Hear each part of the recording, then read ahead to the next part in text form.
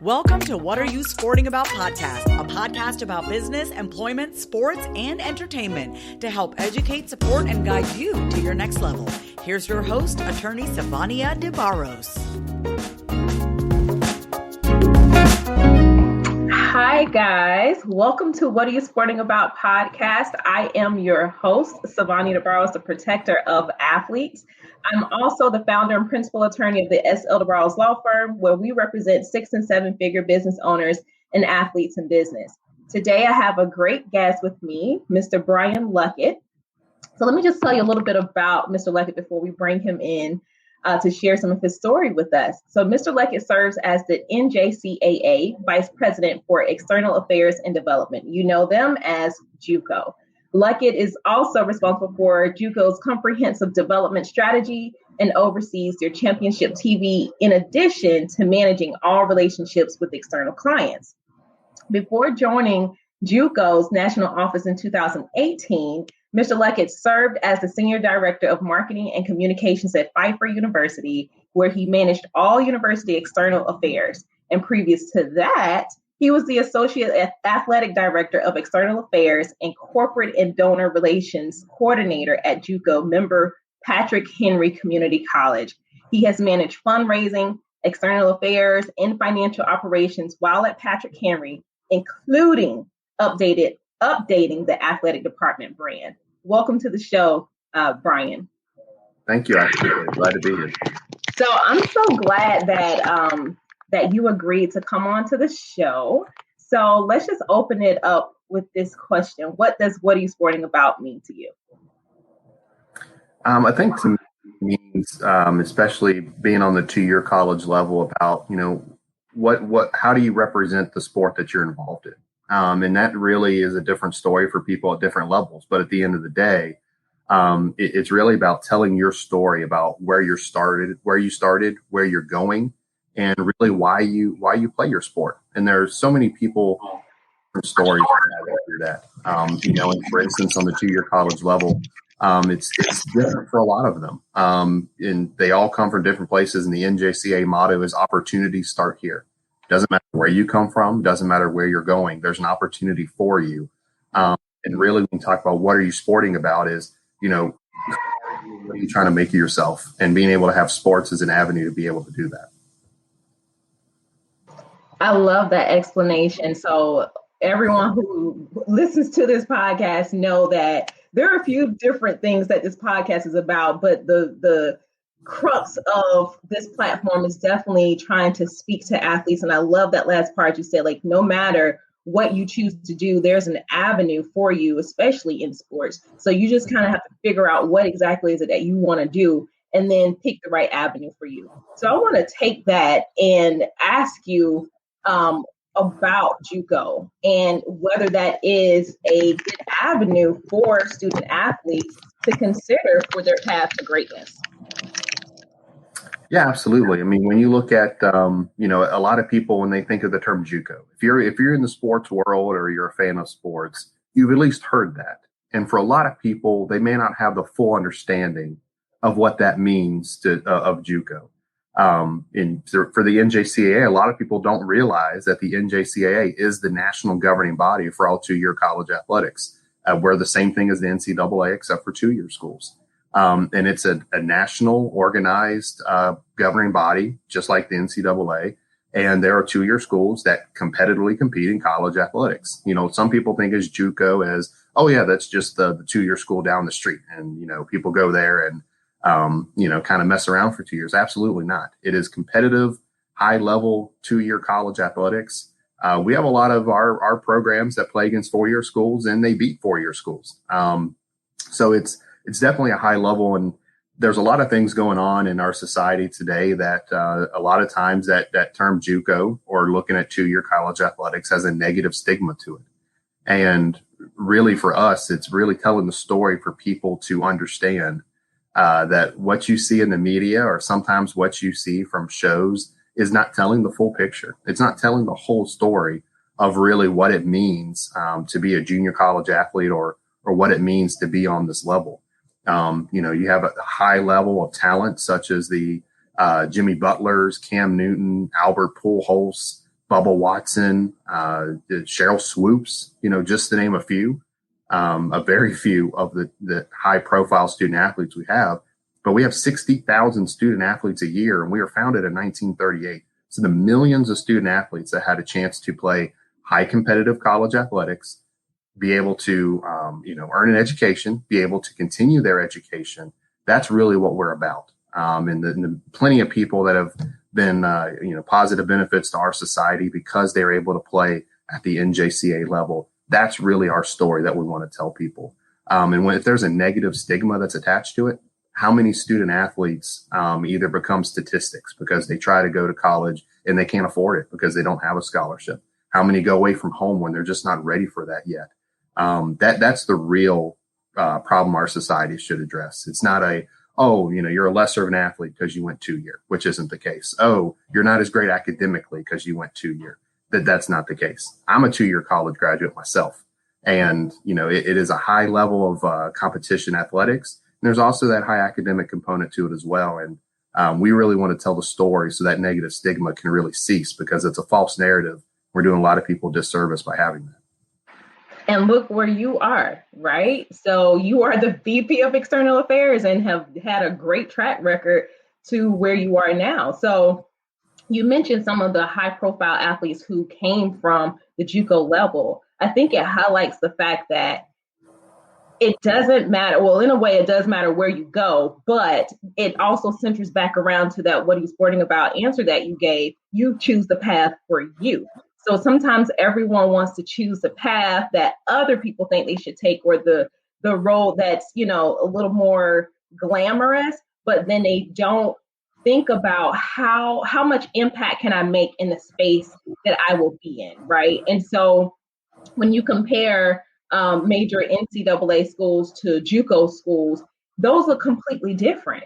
And so I want to talk to you about the academic component, the ability to have smaller class sizes to where you may actually be able to be set up more for success later, especially depending on the person and how much support you need academically versus going to a university of an NCAA school where there are thousands of people in the room.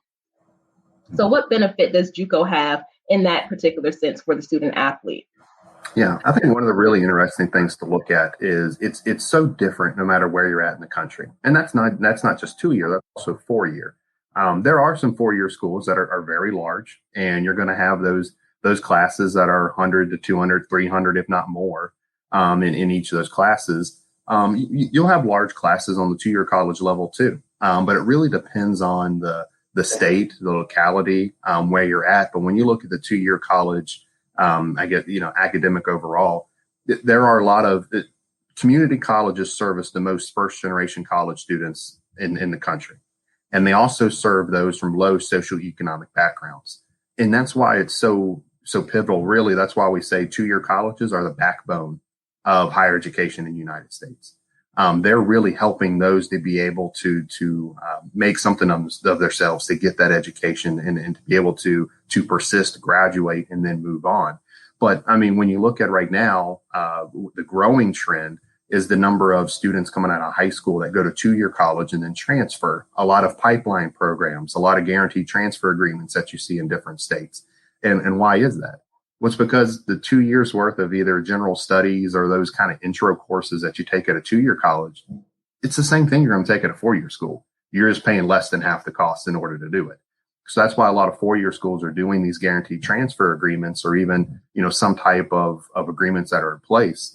So you're getting the same education those first 2 years and then transferring to finish your degree. And that's a growing trend, and it's going to continue to grow, especially with the cost of higher education and what's taking place. When you look at the tuition, again, 2-year colleges are usually less than half the cost of 4-year colleges. And we're actually seeing more people go to compete at the 2-year college level in terms of athletics. If you don't get a scholarship to a 4-year school, you get a partial. I mean, look, there are people that go and play D2 that don't get any scholarship money. And then you look at Division III, as large as it is on the NCAA level, that's no athletic scholarships there. NJCAA, you can still earn a scholarship, Or even if you don't get any athletic aid, you're paying substantially less to still play college athletics, and then you can still transfer. Many of our student athletes transfer and they earn a scholarship to a 4-year level. And even again, if they don't, they've already saved less than half the cost from what you would have been paying. So when you look at that academic level, the trend is growing. There are more people that are attending 2-year colleges. The impact of COVID, more people have stayed local. More people are seeing, again, that difference in the cost. And when you look at really the academic level, there's really not that much of a difference when you're looking at those courses that you take that you're going to take at the 4-year level anyway. Yeah, that's true. I was thinking of the entrepreneurial spirit that a lot of student athletes have to survive in this game, right? Some of them don't even know that they have that. But when you're talking about the benefit financially that you will receive by going to a 2-year school, which may be at JUCO or some other, association type school, you have to think about the money part. So how many student athletes are going on a partial scholarship or none at all to walk onto an NCAA school team, and you have $100,000 of debt after you graduate? Now you have the pressure with, if you are the type of athlete who is really, really, really trying to get on a pro team, you have that pressure in addition to paying the tuition, that bill that's left at the end of the day from college. So that I want people to realize that every decision you make, especially now when you're going into college, it's all entrepreneurial. It's all a business decision. You have to find the right fit for you, not what other people think is for you, but for you. So I want to ask you, because we talked a lot about the pipeline programs and how JUCO compares to the NCAA, how would you say JUCO compares to NAIA, which is another popular association a lot of people go to for college athletics? Yeah, it's pretty similar, at least in our relationship and how it works with NCAA. I'd say it's pretty similar to NAIA. Very well with the NAIA. A lot of their institutions are private, private 4-year. But we have quite a few student athletes that go to 2-year level NJCAA, and then they transfer to NAIA institutions. So I would say it is pretty similar. I think because they're private, sometimes you don't have some of those public state agreements of guaranteed transfer or whatever that program would be.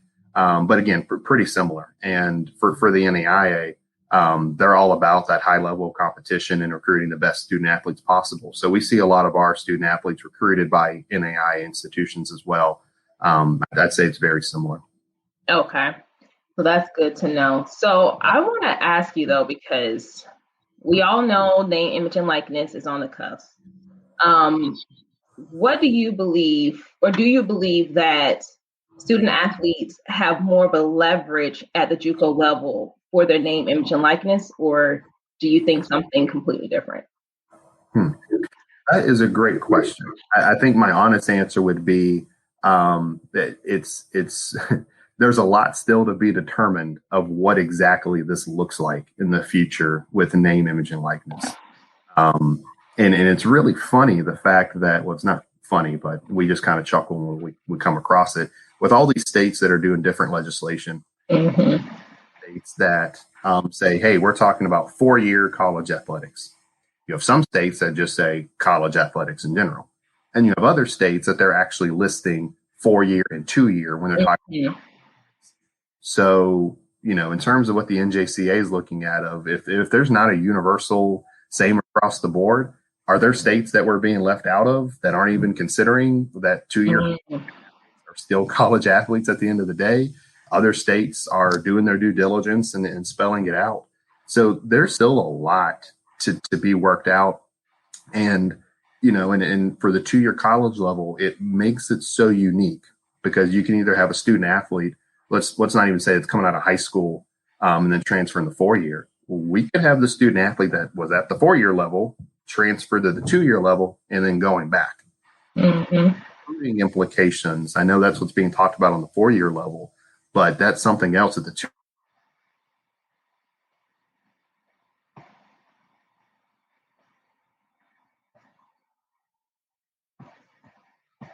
We lost you for a bit, Brian.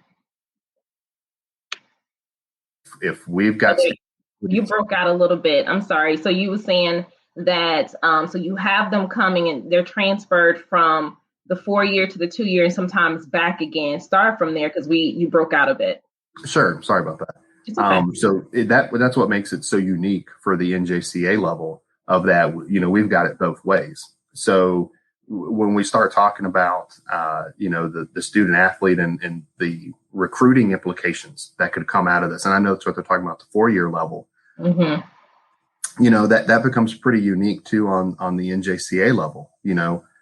Is there a student athlete that was appearing in certain commercial opportunities because of they were being recruited by a 4-year school, and it just happened to be the booster was the one that was helping them. And, there's some of those implications and talking about does the student athlete have leverage? I think the future of what is the intention of what they're doing with NIL is that it gives the student athlete the opportunity to really be able to market themselves, to be able to promote themselves, and again, have that opportunity from a student athlete perspective. The NJCAA will be on the same, wavelength as what happens throughout the rest of the country. Whatever is ultimately decided, our goal for the NJCAA, the number one goal is student athletes are eligible, that they're on track to graduate, and they have what they need to be able to go on to whatever that next step may be, whether it's transferring to keep playing, whether it's going into the workforce, no matter what it is. That is our number one goal.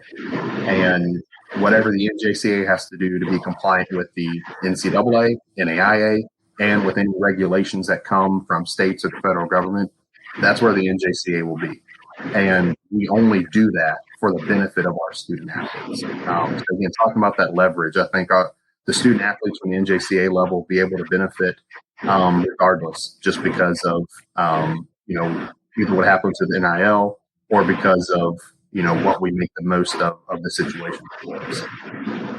Do you think there's going to be a compliance nightmare? So, because especially if you have students who are transferring maybe one or multiple times, you're looking at a nationwide issue here. And you talked about some states not having legislation yet. So then it's going to be up to major athletic organizations to put their own rules in place.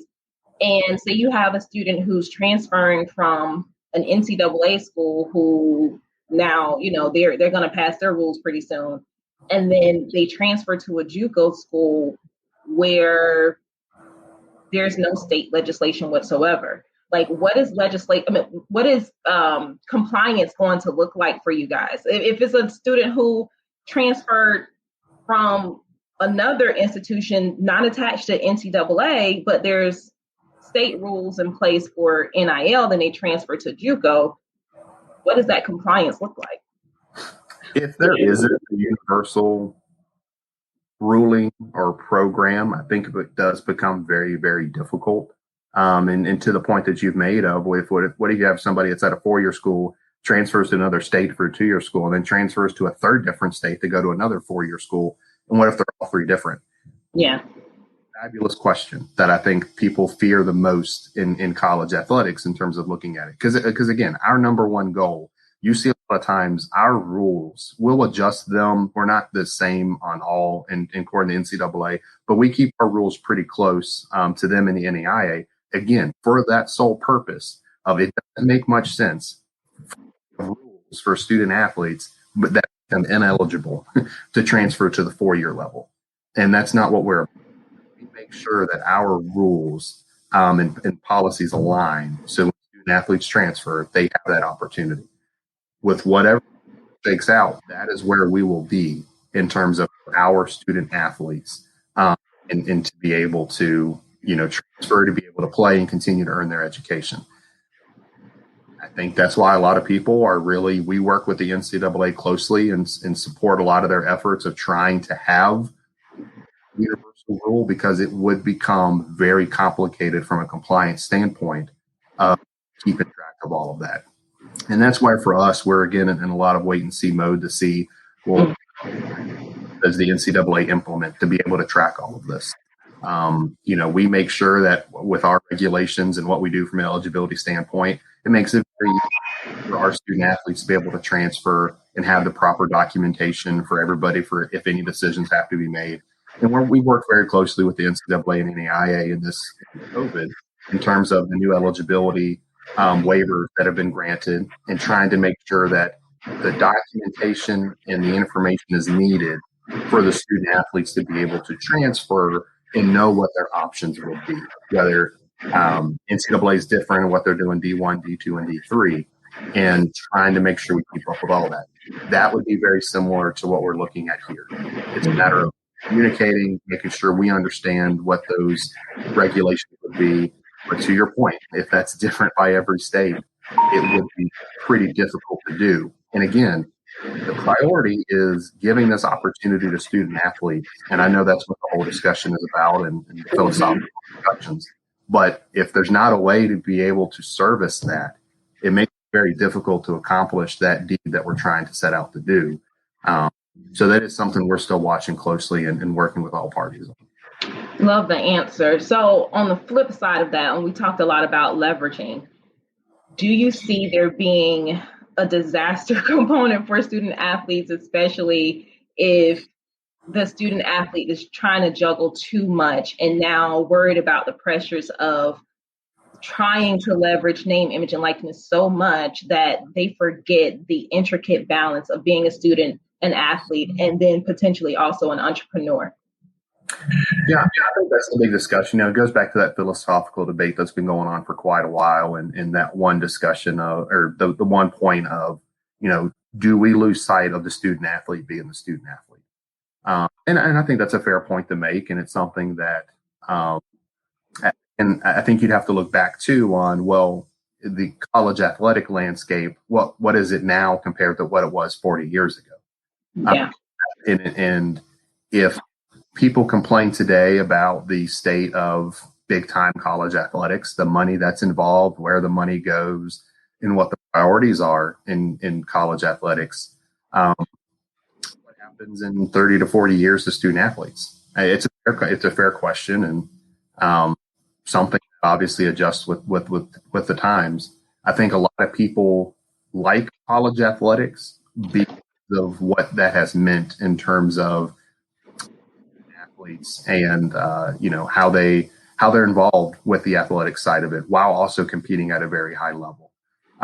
But there's always that fine line, and I think college athletics, especially on the big time level, has flirted with it. And that we'll see if this either further that or if it helps to create some type of balance. I think again, depending on who you ask, depends on the answer that you get from it. But on the NJCAA level, even with, name, image, and likeness, I think you'll still continue to find the very programs that maybe this impacts more. But our student athletes, a lot of them are looking for that opportunity, whether they were overlooked in high school, whether they weren't strong enough, fast enough, ready for that level, and they go and they get prepared at the 2-year level. Maybe they are behind on their academics. They need to be able to work on that for a year or two. A lot of our student athletes are looking for that opportunity, and they become the next great stories at the 4-year level. Our goal at the end of the day will make sure that our student athletes have every opportunity to compete and have an education and to be able to grow and be able to transfer and do that.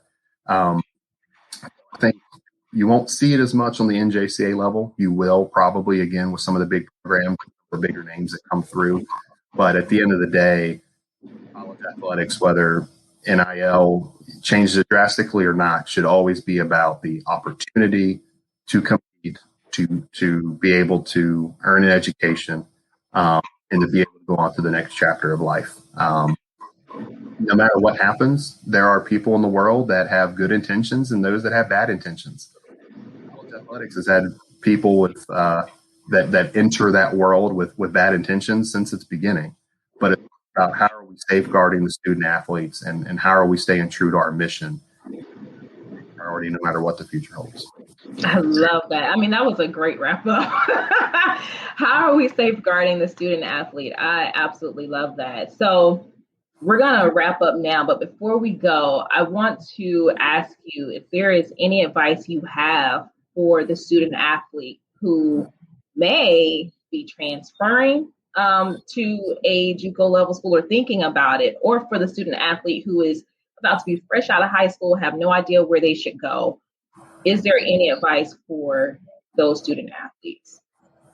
Yeah, I think if you think you're better than something or somebody else, I think you got to take a hard look in the mirror about where you're actually at and where your mindset is.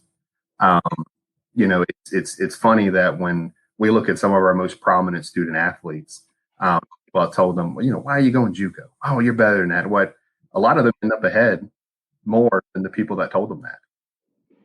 You always got to look at what's the best opportunity for you in the moment that you're in. Noise, tune out the doubters, what society wants to tell you, but look at what is the best opportunity for you.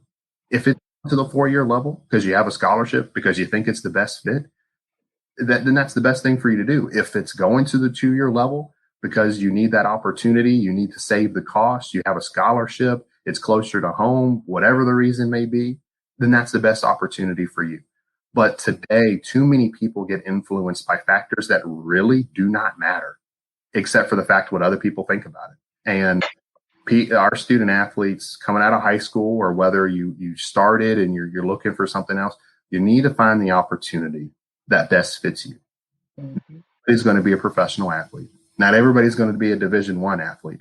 The percentage of students that come from high school to compete in college athletics is already a small percentage as it is. If you're competing in college athletics, then that is a feat in itself.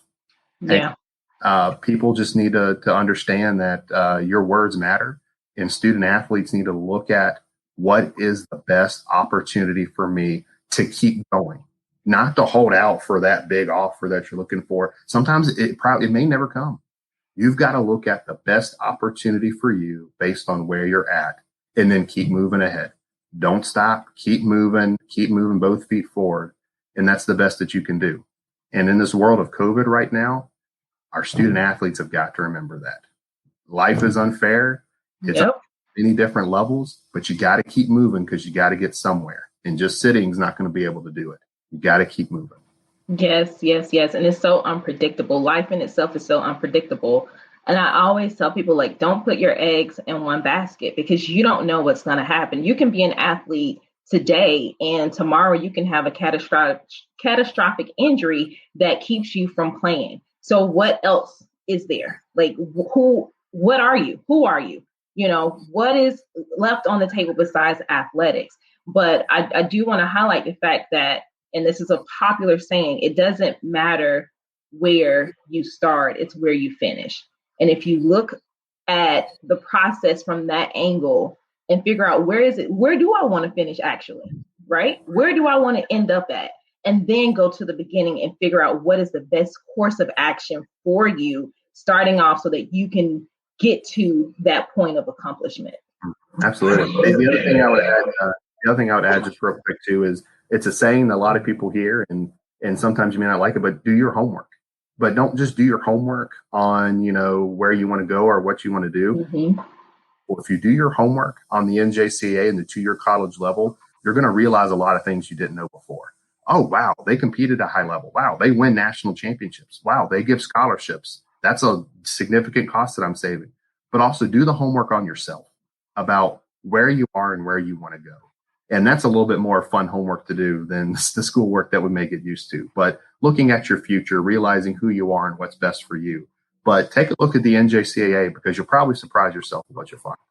Yeah, no, that's good stuff. Absolutely good stuff. I say that I'm probably one of the few athletes or college students, period, previous college students who really stuck to what it was that I wanted to do, going to the, the advisor, academic advisor, every semester to make sure I was on schedule, before I even went to college, researching all the schools, like what is the best fit for what I want to major in, right? And I think sometimes we don't even take the time, our kids don't even take the time to do that small part, instead of just going to schools where people are like, oh, well, this is going to be the best fit because then you may get an offer from this school and whatever else, you know? So, man, I love all the nuggets that you dropped today, because it's so important for our student athletes to, especially if you're going to leverage name, image, and likeness. The first step is getting in that business mindset around your education. What is the investment? That's the word. What is the investment for your education you're going to make now, so that you will be able to sustain off of that later? We don't want you going to a school where first you're not mentally prepared for it, you're not financially prepared for it, and it can truly disrupt your life afterwards. We have too many former athletes who are still paying really high bills from school because it was something they couldn't afford, right? So just keep that in mind. Think about the options that are available to you. Do your research on JUCO, because that may be a viable option for you as a student athlete. So I want to thank you, Brian, so much for coming and taking time out of your Monday to talk with me. So guys, look, go and follow Brian on LinkedIn. Make sure you do your research on JUCO. Come back here next week for another episode of What Are You Sporting About? I am your host, Sivonn DeBarros, Protector of Athletes. Make sure you go to the website at prosportlawyer.com, best-selling book /best-selling book to get a copy of our book, What Are You Sporting About? Thank you guys so much for tuning in. Until next time, ciao. Thanks for joining us this week on What Are You Sporting About podcast. Make sure to visit our website, prosportlawyer.com, where you can subscribe to the show in iTunes, Stitcher, or whatever your favorite platform is, so you'll never miss a show. And while you're at it, if you found value in the show, we'd appreciate a rating on iTunes or iHeartRadio. Or if you'd simply tell a friend about the show, that would help us out too. If you like the show, you might want to check out our book, What Are You Sporting About? Attorney Sivonn DeBarros is available for private consulting at sldebarros.com. And remember, we're here to educate, support, and guide you in your journey to success, because we're all sporting about something.